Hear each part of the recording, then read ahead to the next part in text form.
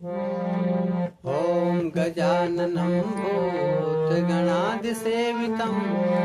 कपित्थजम्बो फलचारुभक्षणम् उमासुतं शोकविनाशकारकं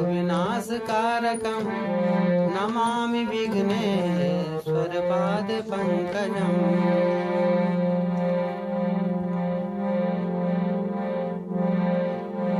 नारायणं नमस्कृत्य नरं चैव नरोत्तमं देवीं सरस्वतीं व्यासं ततो जयमुदीरये।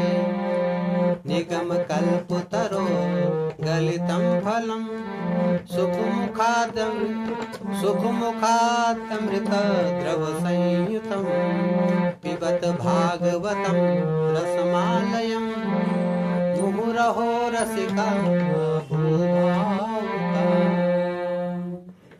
देवीय सज्जनों, तीसरा श्लोक आया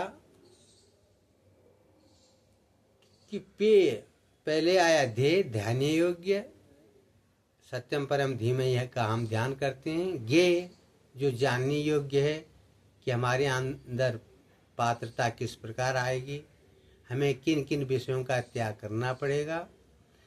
तीसरा इसमें लिखा है कि यह जानने योग्य, इसमें क्या बात है।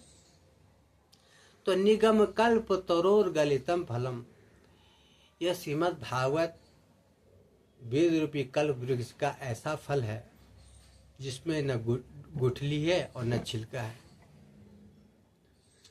और सुखदेव जी के मुख से अर्थात संबंध होने से ये सुधामय बन गया है।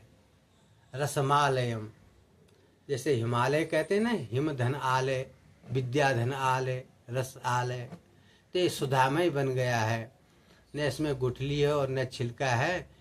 यह सब कुछ इसमें ग्रहण करने योग्य है, त्याग करने योग्य कुछ भी नहीं है। और कलिकाल में उस परमपिता परमेश्वर को पाने का यही सरल मार्ग भी है। मुहुरहो रसिका भूभाव का। देवीय सज्जनों, इसमें न छिलका है न गुठली है। यह अर्थात सर्वत्र पीने योग्य है, रसपान करने योग्य है। वैसे तो देवीय सज्जनों कहते हैं ना कि सुखदेव जी के मुख से परीक्षित का उद्धार हुआ था।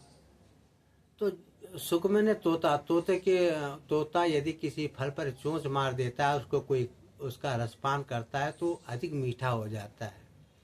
इसलिए यह पीने योग्य है, ग्रहण करने योग्य है। और दूसरे हमारे यहाँ एक इसमें कहा है न छिलका है न गुठली है। तो हमारे उत्तराखंड में एक फल है कीम, उसको हम कीम कहते हैं। उसमें न तो गुठली है और न छिलका है, उसका भी आप रसपान कर सकते हैं। वैसे ही तो किसी ने कहा ऐसा करना ठीक नहीं, ये रसाला है। रसाला में आम को हम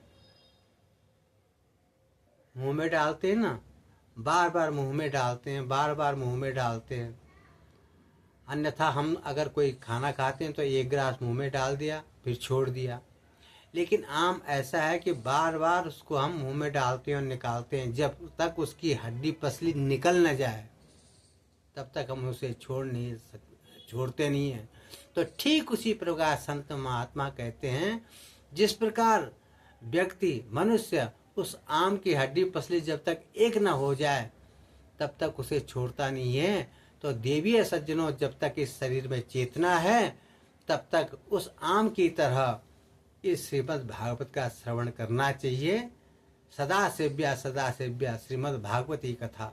जिस घर में इसका श्रवण कीर्तन भजन होता है, स्मरण होता है, वहाँ परमात्मा का वास होता है। इसलिए पिबत भागवतम रसमालयम।